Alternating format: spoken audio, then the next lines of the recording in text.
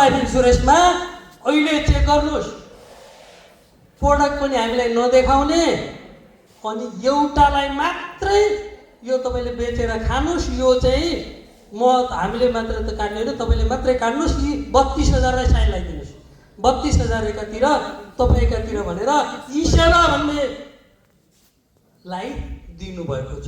त्यो प्रोडक्ट हामीले बेच्न अरू यी मौरीहरूले बेच्न पाउँदैनन्। त्यो ई सेवा हुन त त्यो पनि मौरी नै हो, त्यसले पनि केही मौरी देला। त्यो एउटा मौरीलाई मात्र दिँदाखेरि कतिको राम्रो हुन्छ। त्यो प्रोडक्ट सबै मौरीलाई बेच्ने व्यवस्था गरियोस्। त्यो पोलिसीबारे मौरीहरूलाई भनिएकै छैन, अरू मौरीहरूलाई। अनि तिनीहरूले कसरी मह काट्छन् त्यसमा म्यानेजमेन्टले पहल गरोस्।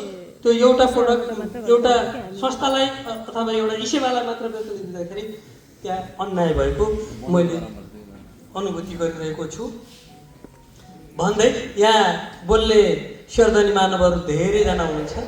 मैले छुट्याएका कुराहरू धेरै आउनेछन् भन्दै मलाई चिट्न आउँदै म भागिहाल्छु। धन्यवाद। जय नेपाल।